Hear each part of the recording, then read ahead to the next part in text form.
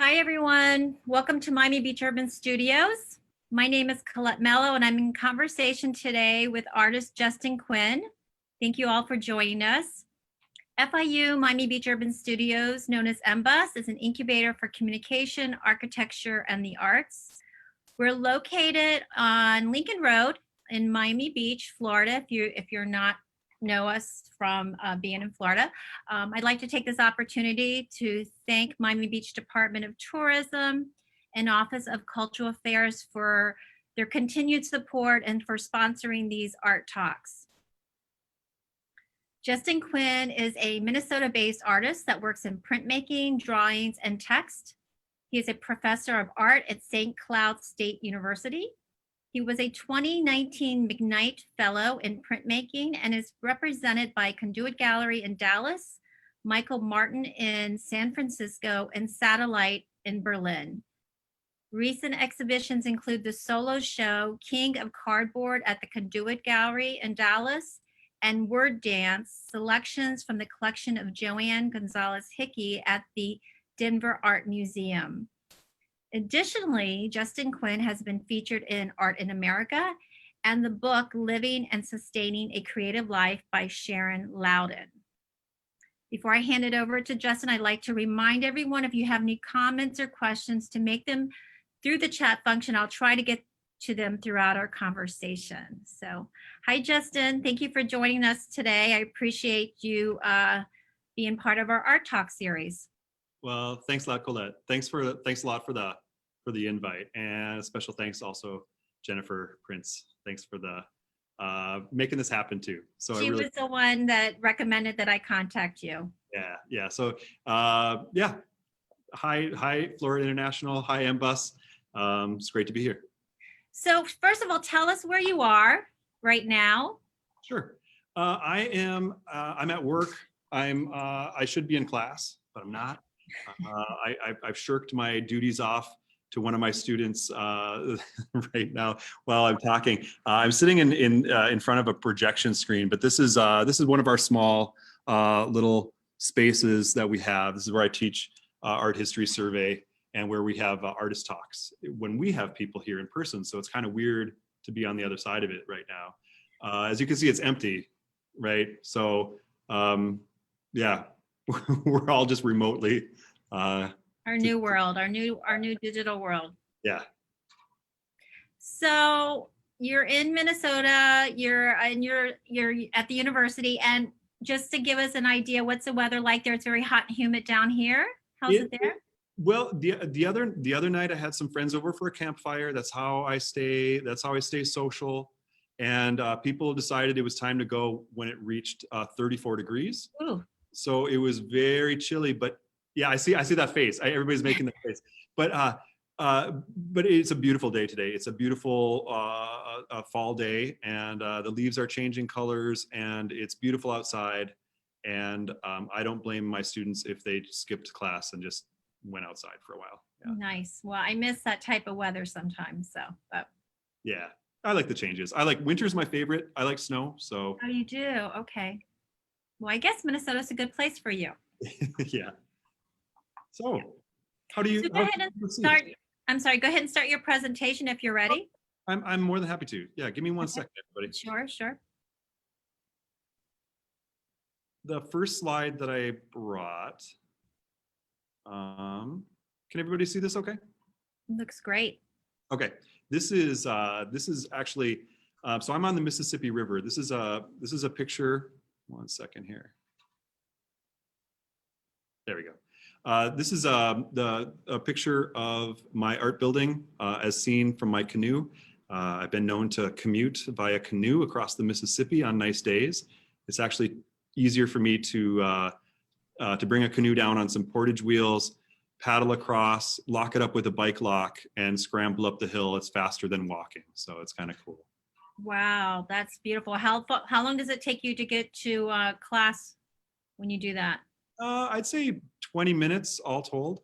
Beautiful. Yeah, it's really the best commute in the world. And sometimes the current will be coming down from the north, and then a little bit of wind will come up from the south. And you can sit in your canoe and not even move, and just kind of just be in between a park behind me and the campus in front of me. And that's when I feel like life is pretty good. Yeah, I love that the campus is on the water like that. That's great. Yeah, it's a really pretty campus. And I thought today, I'm having that problem again with the controls. So today, I'm going to try to get rid of this floating meeting controls. And if it comes up, I'll just try to get rid of it. So today I wanted to, this is kind of where I am now with my work. This is a work called Dust, and pretty recent work. And what I want to do is go back in time to about 2006. I'd really like to talk about maybe a couple different bodies of work. One of them is a Moby Dick series that I worked on for about 10 years, pretty evenly. And then kind of a transitional phase, and then going into the more of what I'm working on now. So going from this moment, which is you could see these crazy ziggurats. They're actually laser cut wood cuts that I rubbed using graphite sticks onto different Japanese style paper, and then those pieces of paper were embedded into Western paper that was not only printed intaglio but covered with silver leaf. So the silver leaf is eventually gonna tarnish and change colors. Wow, it's beautiful. It looks very collage. Well, you know, it is a collage, except I kind of like when you have incised wood where you take a small piece of wood and cut a notch for it and kind of drop it in so that it's level. I've been doing the same thing with my collages. So the piece of paper from the front is absolutely flat. It's not a dimensional thing. One of the things that I've been working on quite a bit is the idea of dimensionality versus a perceived dimensionality. It's a lot, maybe a little bit of lying in there, you can say. But moving backward in time, this is an old print. This is called The Whiteness of the Whale. It's from about 2006. And this was pretty indicative of the Moby Dick work that I was working on for a while. This project started in 2000, I want to say 2003, and went to about 2013, somewhere in there.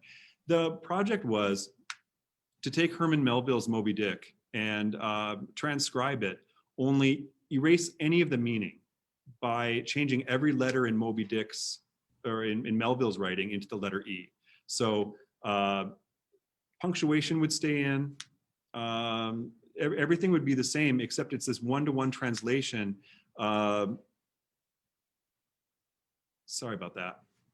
So it's a translation and an erasure of the text itself. These were done as intaglio plates. They mimic a sketchbook that I was working on at the same time. And each one of these letters of E was taken with like a metal die, and I would hit it with a chasing hammer into the copper. And I would strike it really hard. It would make these really dark letters, and strike it really lightly. It would make light letters when printed. It was a pretty laborious process. And I think I found that out about myself. I kind of like these low, slow, laborious processes. But you know, I talk a lot about, when I talk about this work, about how it's like it's working with Melville maybe a little bit in terms of it's a collaboration. So he puts forward this formula, and the process is to follow the formula, adding in breaks, adding in negative spaces between the words that act as visual breaks, but also visual breaks in terms of not being able to read something and not necessarily being able to see something. It's kind of falling somewhere in between. And these last few pieces are really pretty large for a drawing. You know, well, medium size, 22 by 30, full size sheets of paper, a lot of graphite sticks. The text that these came from was the world, the idea that you could go to the end of the dock, right? And you could say, so if you want to sail around the world, Ahab says to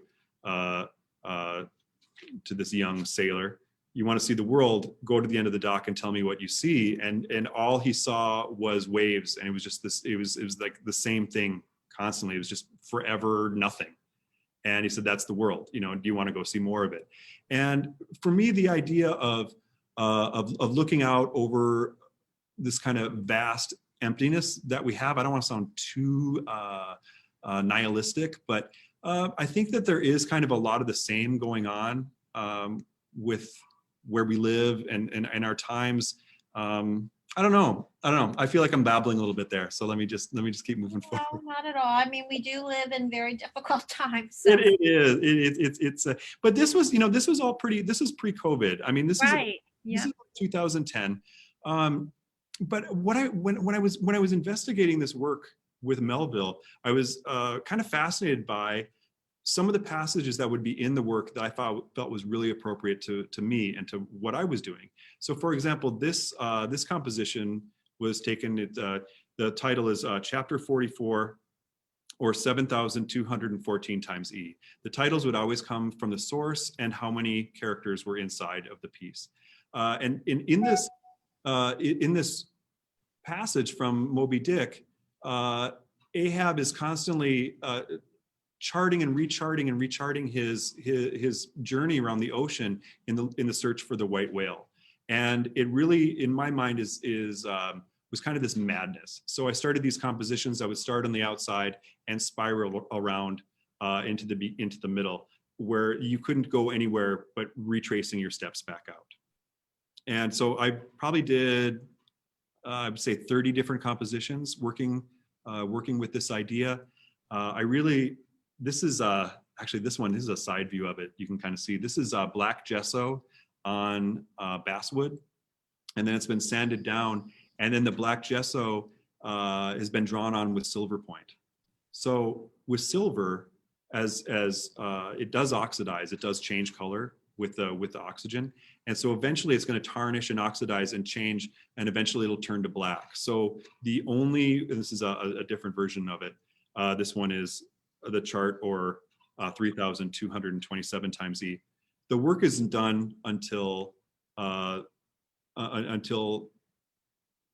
the information fades away and disappears back into the work. So it's got this aging process, it's got this erasure to it, and I think it's got kind of a poetic calm to it as well. What is the scale of these works? These are all pretty, at this point, they're pretty small. Most of my works are, I didn't write down I would say that's about the size, maybe 16 by 11, something like that. I mean, in there, okay. A lot of my works are pretty small, and I think it's because I do like the intimacy of a one-on-one relationship within a piece. But also, I come from a book tradition. Even the idea of reading a book when you go to bed and your eyes get tired and you start to see valleys in between letters, these kind of negative spaces between letters. I started using that more and more as a drawing element, because of the space in between the text, or in between words, or in between information is almost more important than the information itself. But when you have a book and you're reading really close to it, there's this intimate relationship which I've always really enjoyed. This is a Fallen Chapter 71, or 4,836 times E. So this was an edition that I printed with Mannequin Press down in Bloomington, Illinois. But the works got bigger. The works got a little more elaborate. This is a pretty sizable piece. The title is Moby Dick chapters 26 through 32, or 41,021 times E. And it's 40 inches tall by 30 inches wide. So it is a piece of paper that's mold made, pretty large, gessoed, and then drawn. And I have a couple of details of it too, to just get the idea of the scale of the marks, the cleanliness of these negative spaces that happen in between. And can you share why you chose the letter E as your... Yeah, it's a hard one. I think the letter E, I studied not a lot, but I studied some concrete poetry when I was in grad school. And in fact, the Sackner Archive, I believe is the Sackner Archive in Miami? Yes, and he just passed away, actually. Well, I mean, they have a fantastic collection as well. Mm-hmm.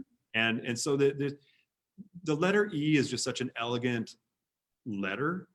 in terms of its rectilinear qualities and its subtleties. And you can use something that's like a building block, like a brick, and be able to make these kind of wobbly, softer compositions with them.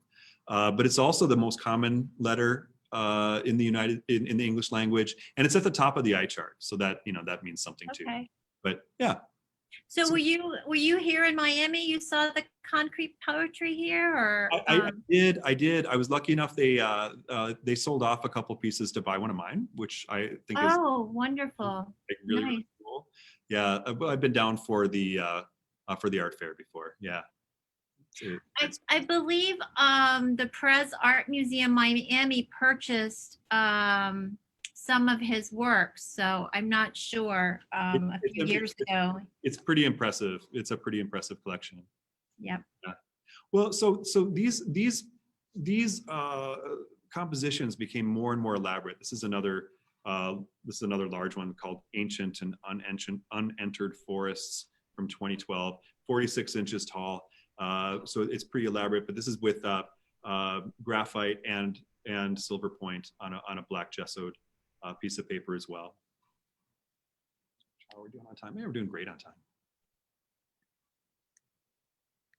And while I'm making these works, I've made it a point always to do works that aren't directly related to Moby Dick, because there was a problem that started happening where I would get to an opening and I would talk about work and people would want to talk about Moby Dick, which is fine. But I felt like there was a point where it was distracting.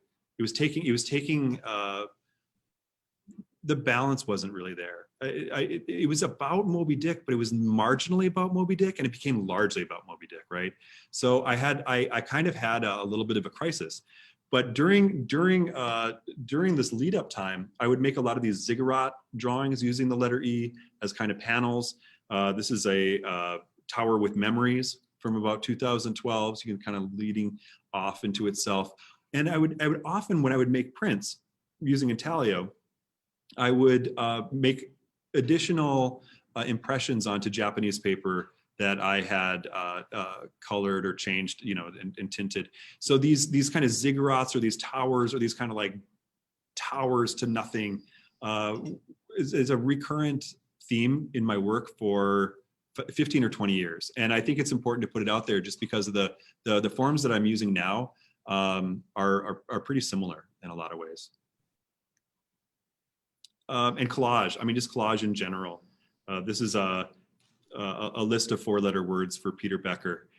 These really kind of small, intimate collages where I felt like I didn't have to owe anything back to my subject matter. It was much more of a free expression with the work. It was a little quieter. It was a little more freeform. And because I felt like that Moby Dick work was getting pretty heavy, and gallery.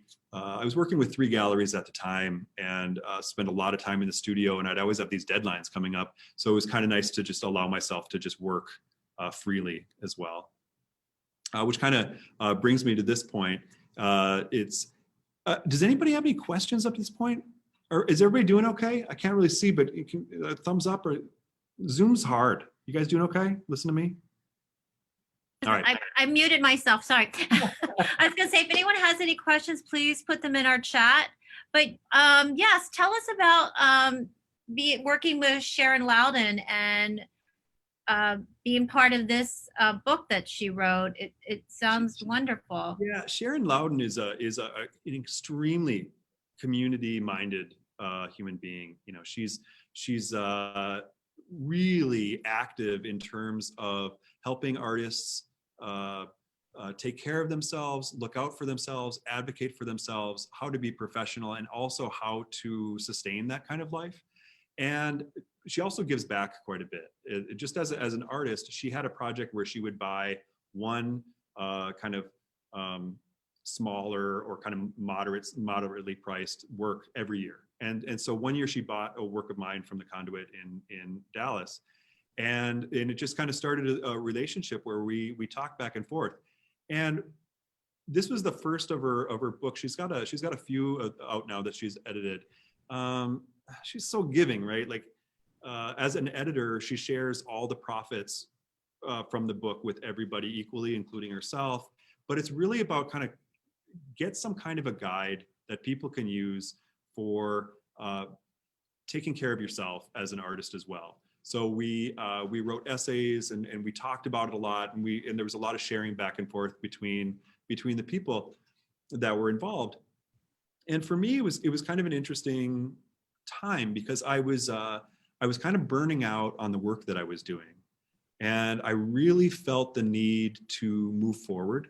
That's a scary thing to do when you kind of established yourself and you have some kind of a reputation. Once I changed work, I had one gallery that dropped me right away. There was another gallery that I was in contact with that kind of stopped conversations. So it really did come at this time where I was able to kind of be reflective of what it means to be an artist and what it means to be successful, right? So for example, growing up in Wisconsin and Minnesota, where we don't really talk about ourselves very much. We're kind of, I don't know, it's this weird kind of thing where you don't want to stand out too much. And now I feel much more comfortable talking about making money with art, like being able to sell it. Like I could say right now, I am welcoming new collectors, and I am really interested in the prospect of trading art for Bitcoin, for example, right?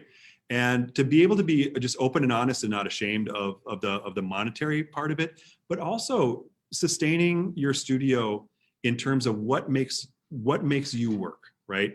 So one of the things that I discovered is I almost always work in the daytime. I never work at night. There's something about the studio with natural light that I need.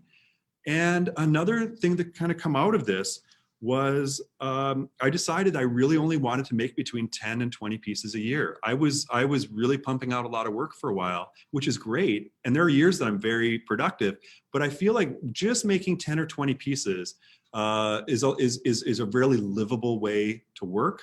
And I've also decided that, I've always been kind of the idea of pricing things in a way that a school teacher could afford one. So I really like the idea of a kind of a democratization of the work itself. So that was a really good process. So, and you also, part of your practice, you're an art professor. Yeah. So that's part of your creative practice. And how does that inform your actual art making? It's sometimes it's hard. We talked about this a little bit, Colette. This semester is a hard semester. I mean, it's a little. I'm teaching to the choir, I'm sure, with everybody at FIU and stuff. I mean, it's a weird time to be trying to do anything. And so I'm teaching in person, and every one of my classes also has people that are just purely online, and everything's taking a little longer. And so and everybody, it's just, the energy is a little different. And I've got some students that are like, they're pounding out work constantly, and it's really cool to see, and they've got a community, and they're working really hard. But then I look at myself, and I'm not producing as much work as I normally do. And I realize that I'm coming from a privileged position where I do have the income as a professor, where I don't have to worry about selling my work as much. But I think what this really means, though, is art is much more of a visceral experience. I don't want to sound too hippy dippy or whatever, but like I feel like we need to make art as makers, and so just getting a balance of that in your life is kind of a big deal. I don't know if I answered that question very well. No, you did. Yeah. So you have, if you would share a little bit about your studio, like you had told me earlier, you have a studio at home. Yeah. And so when the pandemic and everybody was isolating in place, you were able to do some work. Yep, I just worked out of my home, and I do a lot of collage work. Actually, that kind of philosophy has moved forward into this current semester, where my etching class, we're also doing collage work as well, because we're moving at a much slower rate because we're working in small groups. So to be able to have something that you can do outside of the studio, that's like a fallback plan in case we have to self-quarantine again. And we only do those crits on Zoom, even though we're able to meet up as a group. We only do those crits on Zoom just to normalize it. And we've had some crits where we all feel like we're in the same room together. It's actually really, really kind of nice. But yeah, and I would make drawings. I've really been getting into the idea of taking photos of I should have put some in here, photos of my drawings, and then using a really cheap painting program on my phone, kind of making alterations to them in this kind of digital way, kind of work through ideas or even just create unique works that only exist on a phone, which is kind of funny. Yeah. That's fun. Yeah. I have a question here. Do you work with limited editions or printmaking collages are unique? Okay. I work with it. I do edition work. But I make a lot of unique works. And what I think more than anything else, I work in series like these pieces that I was just showing. These are these collages where I wanted to maybe spend a little more time on each piece and building them up instead of building them out, if that makes sense. So these they're really kind of architectural and sculptural collages that have a lot of depth to them. And so that was the first one that I had done of this series in, I want to say 2013, and this is one that I did in 2018. So I will revisit works in iterations a lot. And so maybe it's not so much that I'm making edition works, although I do, but I find that I find a lot of value in reinvestigating work and trying a different iteration. Yeah, good question. Now, I think the works titles have gotten a little better. I feel like since I kind of been reinventing myself a little bit, I spent a little more time on the titles, what that stuff means, and almost a little more philosophical in how the work is and how it relates. So this is a work that is called Not Everything Means Something, which I think is kind of true. But I've been building, again, it's a return to these ziggurats in this kind of odd way, where I'm building using record album covers and building stepped pyramids almost out of them, these towers in the flesh, right?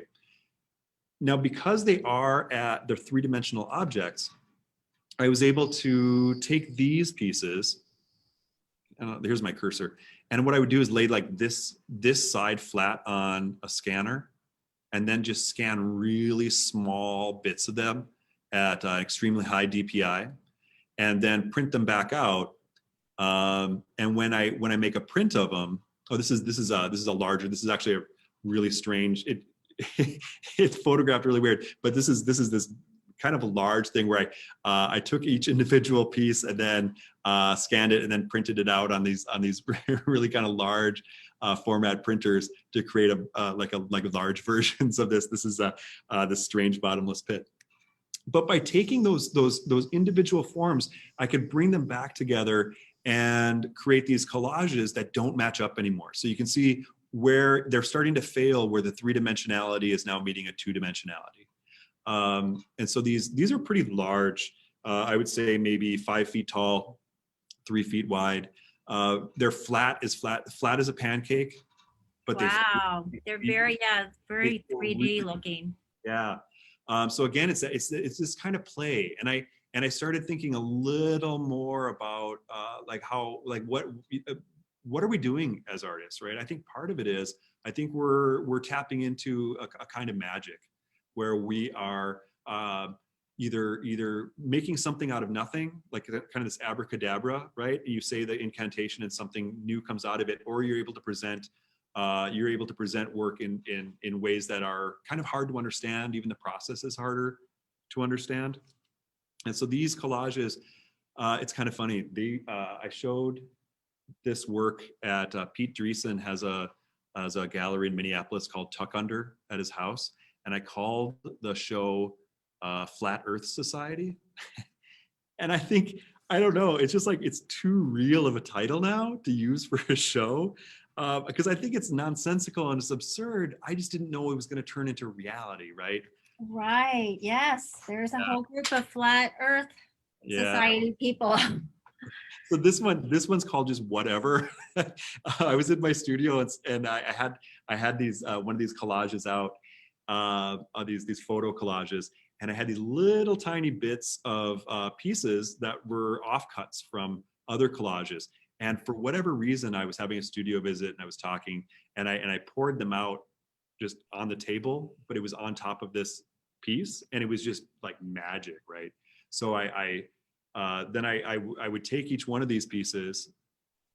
These are just record album covers, and I would cut in to the original collage, take that piece out, and then incise these pieces. So this is flat. This is 100% flat, but it's got this. Not only does it have a dimensionality, but it's got this kind of shattering effect to it too.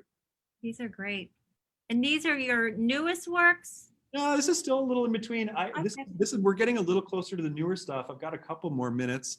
This is after we've run out of things. This is an oil painting, pretty small oil painting, maybe 12 by 16 inches, with the collages on top. This is a more or less normal. I've also been creating these paintings more, very much into process though. So the idea of kind of starting at an edge, last couple of years, starting at the edge of a work and then working my way toward the middle, layer by layer by layer. So I'm able to cover everything up, but there's importance I find in covering what I've already done, but also there's an intersection that happens as we get towards the center that is unexpected. So I really want to set these things up in a way where I don't know where I'm going. I don't want to always be in control of everything. But I've done some of these as kind of these weird portraits. I feel like this is kind of this like 70s smiley face on acid or something. Again, now this is a little more recent, this last couple of years, where I've been using just lines, much in the way I used characters in Moby Dick work years before. But I think now I'm comfortable enough to start reinvestigating some of those ideas really directly without feeling like I'm just copying myself. So this is Know Nothing from 2019. It's actually a 2-plate intaglio, and then this inside piece is a different intaglio that has been collaged and inside in. So it's a unique piece. This is a relief. Again, 2 pages together, just like out of a sketchbook. It's copper plate, but it's been printed relief, just rolling on top with the ink. Ni Dieu, ni maître, right? Like no God, no ruler. But again, these compositions are starting from the outside, going all the way around with lines, and then moving slowly in towards the middle. This is called Wall of Sound, or All That's Gold Will Turn to Black, which I think is kind of tough. This is a newer 2019 What It Isn't. So this is up, it's fairly large, 28 inches tall on a hemp paper. So it's kind of the double of these things. I've also just kind of, I guess, wrapping it up here. Also been working a lot with paint in the last couple of years as well. Oh man, I like this piece a lot. I like this too. Yeah, Today's Good Times. I love your titles. So yeah, I can tell that you think about them for a while. Nothing is untitled, or do you have untitled? Oh yeah, I'm not a big fan of untitled. I think there's just so much opportunity there, and like this one is just so anxious. It's just so freaking anxious, and like Today's Good Times. Like really, like come on. But for you print nerds out there, this is a trace monotype. So it's a 22 by 30 piece of paper that is laid down right onto a slab of ink and then drawn on the back to pick up that ink. And then again, oh, there we go.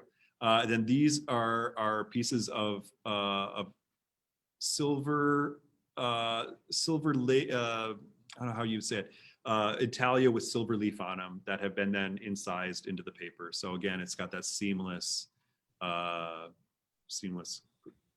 finish. And then this is a painting. I'm afraid I don't have a side shot, but lately I've been starting the painting process on the sides of the painting near the wall, and building up layers slowly with oil paint all the way up the sides, and then the sides creep up into the middle. And this is a very small painting, 12 by 14 inches, called Salt Dam. And I feel it's very, I feel like this work is kind of getting into automatic writing or automatic character making, or some kind of a channeling of something that I hadn't expected. I think personally, I think they're coming out pretty well. And then the last piece that I wanted to share is a collage called The Edge of Reality, and then in brackets, nature. This is a really 3-dimensional collage, but I think it's a lot like the drawings. I'm going to try to unpack it. So what I would do is I would start with a very thin strips of album covers that I cut out, and I put onto a piece of another album cover. I cut that out, right? Then I paste it onto another album cover, and then add another layer of these kind of individual pieces all the way around. So it's like a stepped pyramid, like I had done earlier, maybe 10 years ago. Only now it's really physical. And as the work kind of marches down as it's being made, it's also working toward the middle. And I think things fall apart as I'm trying to resolve the compositions. And I'm really excited about these pieces. I've got maybe 3 or 4 of them made, along with, I'm working on about 4 different paintings right now. Just kind of probably going to show them in Conduit. So yeah. They're fantastic. I love these. Yes. Thanks. Yeah, that's what I brought to share, and I'd be happy to talk about them if we have time. So yeah, I have a few students here, and Jennifer Prince was mentioning that she's been talking with her students about networking. Yeah. And being part of an art community, and she was wondering if you could speak about that a little bit, about how important that is to your success and how important it is to be a part of a community.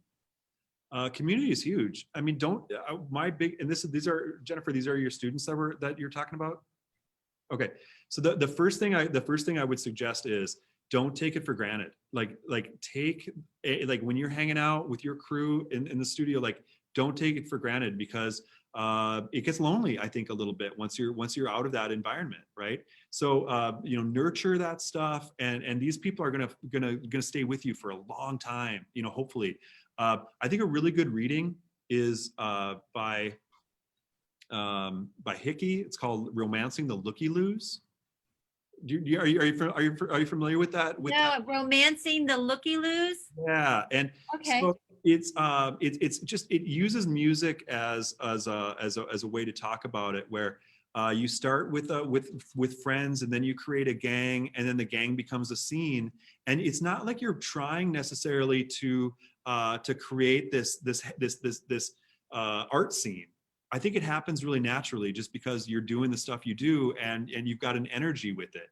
And then he talks about, like, the difference between the participants and the tire kickers, right? And so there's like, I think his newest work is called Pirates and something, but it's that same dialectic of people who do and people who don't, right? So I think just having the people you hang out with, and be good to each other, and be critical. Don't be a dick, but be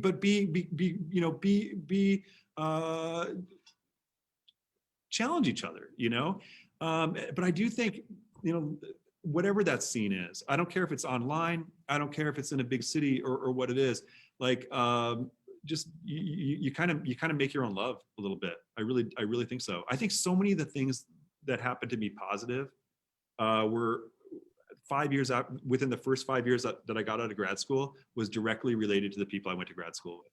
Like, everybody helped each other out. So. And you're still in contact with a lot of them, I'm sure. Yeah. Very important. So less so now, because I'm not on Facebook anymore, and I kind of miss. Right. But I miss them. Yeah. Right. And I think also, like, networking, I don't know, just being out there and going to different art events is important. And getting people to know who you are, your face. Yeah, and I think do I have time for a quick story? This is just, sure. This is so weird, and my students are going to roll their eyes, because they've heard me say this before. But the weirdest thing happened where so I showed in a project. This is pretty early on, when I was showing with Conduit in Dallas, and I was showing in their project room. So it was pretty small, and they took the pieces down, and I was just coming to collect the work. And it so happened that they were doing an exchange show with another gallery in San Francisco. And when the other gallery owner came in, Michael Martin, she said that she really liked the work. And I was there. I didn't meet her there, but I found out that they were going to include the work in this kind of exchange. And I didn't, I wasn't a gallery artist at that time. Like they didn't have to do that, but it was just a kindness that they did. So I right away just bought a plane ticket to San Francisco and stayed in a hostel and flew out to San Francisco to go to the opening. So I was sitting outside of the gallery and I was having a cigarette, and this woman came up to me and she's like, "Hey, can I have a cigarette?" I'm like, "Oh, it's my last one, but I'll share it with you." Pre-COVID, right? Pre-COVID, don't do that. And so we shared a cigarette, and it turns out it was Michael Martin from the gallery, right? And so we're hanging out and we're just talking, and it just happened. So yeah, go to events and just be normal. Just don't be a weirdo about it. Like talk to people normally, and I think just naturally that stuff works out. Right, I agree. I have a question. How do you know when to walk away from a piece and call it done? And then they also say the new Hickey book is Pirates and Farmers. Pirates and Farmers. Yep, that same thing. It's the tire kickers, the doers. That's like the hardest question. When to stop? I don't know. I think of Lucian Freud, who worked on those paintings for years, and so maybe there's, I think there's a different way that I would answer that. Is part of it is how it is to learn to trust yourself when things come quickly. Okay. Like, because I come from the Midwest, and in the Midwest, we have this like weird thing where you have to work hard for everything. I don't know where it came from, but it's a plague. That's a bad word, sorry. But it's a real problem for people, right? So if you're working on a painting and you're working really hard, and then you're warmed up and you work quickly on a small painting and it's perfect, stop. Trust yourself that things can come quickly. You don't always have to suffer. I don't believe in suffering for art. But yeah, knowing when to stop is the hardest part. Good luck. No, that's mean. I don't know. I don't have a good answer for it. Maybe things don't have to stop. Maybe it's a question of if it's process-based work, maybe there is no beginning or end, like a Dieter Rowe piece, right? Where things were always in progress. Right. Yeah. Or you're working in series as well. Yeah. So, yeah. I think that's maybe one of the ways I approach it is I could, if I work in a series, I can stop this one and start another one. Or I'll often write down things that I'm thinking about when I'm working on work. I used to have a studio where I wrote the things right down on my on the door frame. And so sometimes if I'm working on something and you've given yourself certain parameters and you work for a while and you want to take these left turns all the time, you just want to start doing new things, I'll write it down for the next piece. And then sometimes then I get excited where it's like, I can't wait to start that next piece because I'm going to investigate something just a little bit different. But yeah, so working on permutations is a good way to kind of satisfy that. Yeah. Nice. It's hard though. I'm not kidding. Right. Yes. Well, thank you so much, Justin, for sharing your practice with us and giving us advice for our students. I'm going to unmute everyone now. If you'd like to say hi to Justin. Also, I have just put up a survey. If you all would please fill out our survey for our grants, we'd really appreciate it. But Justin, thank you again. Hey, thank you very much. You're getting thumbs up from everyone and virtual applause. So, I look forward to maybe seeing you down here in Miami maybe after the pandemic. It sounds maybe fantastic. Art Basel or something sometime when we get to the other side of this. I love it. It's a date. Let's do it. Okay, sounds wonderful. Thank you so much. Thank you everyone for coming tonight. We'll be back next week with another art talk. Thank you. Right. Bye, everybody. Thank you, Colette. Thank you, Justin. Hi, Jennifer. Thank you. Hi. Yes. Thank you for such a great referral. See you later. Bye, everyone. Bye.